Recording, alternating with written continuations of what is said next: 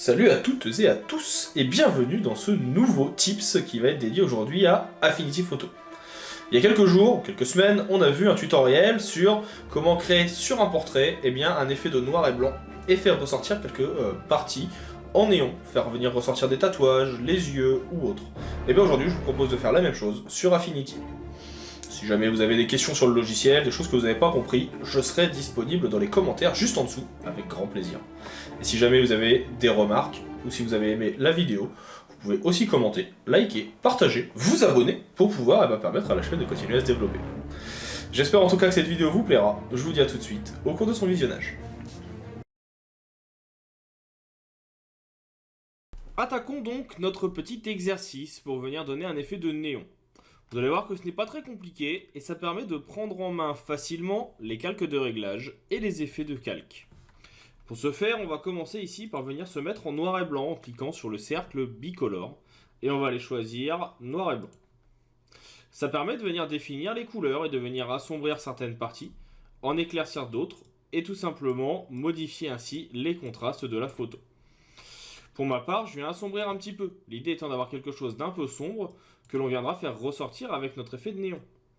Je vais également venir faire un effet ou un calque de niveau pour faire un petit effet de vignettage sur le côté pour assombrir la photo. On peut venir éclaircir un petit peu et jouer sur les contrastes avec le bouton qui est ici. Maintenant que j'ai ce noir et blanc, ce qui va m'intéresser, ça va être de venir créer un calque. Vous allez voir que le principe n'est pas très compliqué. On va prendre par exemple ici du bleu. Le bleu, on va venir lui mettre une dureté à 100%. Et en faisant Alt, CTRL et clic gauche, on va pouvoir venir réduire un peu la taille de notre pinceau. Ce pinceau, il va permettre de pouvoir venir peindre. Personnellement, je vais plutôt utiliser un stabilisateur me permettant d'avoir des traits qui seront plus droits. Et c'est sur ce calque qu'on va venir mettre des effets. Les effets, on les a en cliquant sur le FX qui est ici. Ce FX va permettre de pouvoir venir mettre par exemple une lueur externe. Lueur externe que l'on va pouvoir venir augmenter, que l'on va pouvoir venir mettre par exemple également en bleu, peut-être un peu plus clair, peut-être un peu plus foncé, et qui va permettre de donner cet effet de néon à l'extérieur. En jouant sur l'intensité, on peut avoir quelque chose de plus ou moins fort, et sur le rayon, quelque chose de plus ou moins écarté. Et donc ça permet de pouvoir venir donner ce premier effet de néon.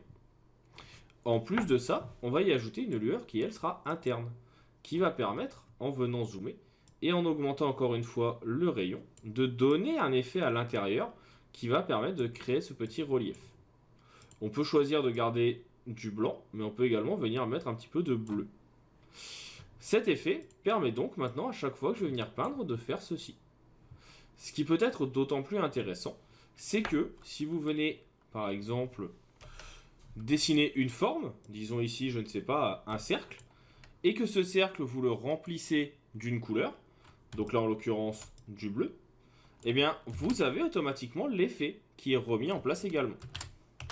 Maintenant qu'on a ces informations, on peut venir repeindre notre tatouage et donc il aura l'effet voulu. Et donc maintenant, si je viens repeindre sur, par exemple bien ici, mon petit effet de tatouage, je viens réduire la taille de mon pinceau, je réactive mon stabilisateur, je vais pouvoir, en utilisant cet effet de néon qu'on vient de créer, dessiner directement sur celui-ci. Alors, ça peut être très très long, hein, il faut en avoir conscience. Et puis, forcément, suivant la difficulté du tatouage, ça peut être plus ou moins long. Là, je le refais rapidement. En plus, là, l'effet n'est peut-être pas forcément assez probant, donc il faudra peut-être revenir. Et peut-être ici, accentuer ou non l'effet de lueur, accentuer ou non l'intensité. Là, je pense que je vais l'accentuer justement un petit peu. Et puis la lueur externe, pareil, peut-être qu'on va venir, elle, la réduire. Et puis avoir quelque chose qui nous correspondra un peu plus. Là, je trouve que mon néon, par exemple, il est un peu trop lumineux. Donc là, je le remodifie un peu. Si ça ne suffit pas, comme on a vu tout à l'heure, ce qu'on peut faire aussi, c'est de venir sélectionner les éléments noirs ou les éléments de couleur que l'on veut modifier. Donc pour ça, vous avez les options de sélection. Donc attention, il faut un peu plus de précision, il faut être assez rapide sur ça. Mais là, ce qu'on peut faire, c'est donc venir tout simplement sur notre photo, récupérer les traits noirs, les éléments. Ou alors, si on veut aller un peu plus vite ici, venir faire une sélection globale de notre forme et ainsi venir faire un contour total ici du tatouage. Toutes ces solutions sont viables, à vous de voir ce que vous voulez mettre en place. Par exemple ici je pourrais très bien venir dire que je veux faire ici un détourage ou une sélection rapide de ma forme. Vous voyez que ça va assez vite, hein. En plus là j'avais fait exprès de choisir une image avec des bords assez nets pour qu'on puisse faire la sélection globalement avec notre lasso polygonal. Donc ici, même si c'est un petit peu grossier, c'est pas grave, parce que de toute façon, on va pouvoir par la suite retravailler avec la gomme ou avec le pinceau si besoin. Donc l'idée là, c'est vraiment juste d'avoir la forme globale de notre élément pour pouvoir le remplir de couleurs. Donc là, on est bon. Une fois que c'est fait, vous pouvez venir sur votre calque ici de pixels. On peut venir l'agrandir et vous dites, bah voilà, moi je veux que l'effet soit sur cette partie-là. Une fois que c'est fait, si ça vous plaît pas forcément, on peut changer la couleur. On peut venir l'incruster avec des effets graphiques, de lumière tamisée par exemple. On peut venir même modifier les options de fusion manuellement avec les calques adaptés. Et on vient ensuite sur FX. Et là, je vais pouvoir venir dire que ma lueur interne, peut-être qu'il faut qu'elle soit plus présente à l'intérieur. Mon intensité un peu plus grande. Peut-être que la lueur externe doit aussi être un peu plus grande, avec une intensité elle un peu plus faible, ou non. Et ainsi, on peut venir retravailler et faire donner cet effet de néon. Donc ça, c'est une des solutions.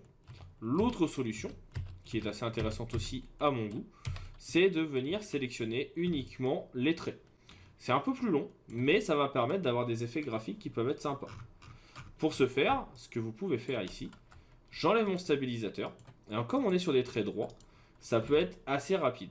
Vous allez voir. Je prends ici mon effet, je clique une première fois, j'appuie sur Shift, et je viens cliquer à un autre endroit. Et en fait, à chaque fois que vous allez venir recliquer à un endroit, vous voyez que ça va venir redessiner une ligne droite directement. Vous n'avez pas besoin de vous embêter. Et donc ça permet d'avoir quelque chose qui graphiquement sera droit, correspondra au tatouage sans avoir besoin de tout refaire. Et encore une fois, et ensuite on va revenir ici avec notre effet FX.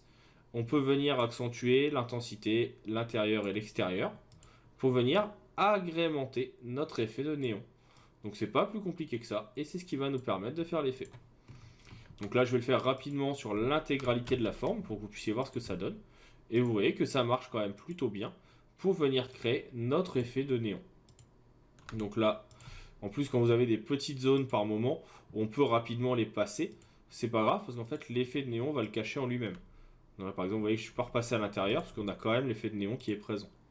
Et donc juste avec cette technique de je reste appuyé sur la touche Shift pour faire des lignes droites, on a notre néon qui se met en place petit à petit. Une fois que vous avez fini une partie, vous pouvez repasser à la suite et ainsi venir redessiner l'intégralité du tatouage. Alors ça marche surtout pour ceux qui sont au trait comme celui que nous sommes en train de faire en ce moment. Pour les formes, on a vu la technique tout à l'heure, hein, le principe sera le même. Il suffit de venir remplir et retravailler avec nos effets pour avoir graphiquement quelque chose qui va nous intéresser. C'est un travail qui va demander de la patience, mais qui a tout de suite, je trouve, des résultats assez concluants et assez sympathiques.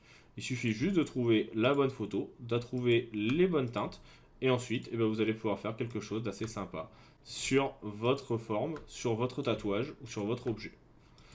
Ça marche très très bien. Et vous allez voir, après on va le refaire sur une dernière photo. Vous allez voir qu'il est possible également de venir faire ce type d'effet sur, par exemple, un effet de photo déjà en noir et blanc. Et ainsi pouvoir venir tout simplement modifier des yeux ou des éléments graphiques présents sur la photo. Donc là, j'en profite, c'est que des grandes lignes, donc ça va très très vite. Voilà, ici aussi. Ça se rapproche assez, pour ceux qui connaissent, de la création de low poly, c'est-à-dire d'illustrations faites à partir de polygones. C'est pour ça que je trouvais que c'était assez intéressant d'utiliser cette photo qui met en avant ce type de graphisme. Malheureusement, je n'ai pas le nom de la personne qui est en photo, ni de la personne qui a tatoué celle-ci. Donc c'est une photo qui a été récupérée sur Pexel. Je vous invite à aller revoir directement sur le site. Et là vous voyez que j'ai donc mon néon avec mon tatouage qui est mis en place. Et toujours donc cette possibilité de venir accentuer l'effet. C'est vous qui voyez exactement comment vous voulez le modifier, le paramétrer et l'adapter. Et donc suivant si vous avez quelque chose de plus ou moins fort en intensité ou de plus ou moins fort ici en rayon, vous aurez quelque chose de plus ou moins visible. Et donc comme je disais juste avant, l'autre possibilité, ça va être d'aller chercher tout simplement des photos qui sont déjà en noir et blanc. Je récupère ici une photo d'un autre tuto que j'avais utilisé. On peut venir ici tout simplement sur cette photo. Là je vais reprendre mon calque pour pas m'embêter à refaire tous les effets. CTRL V.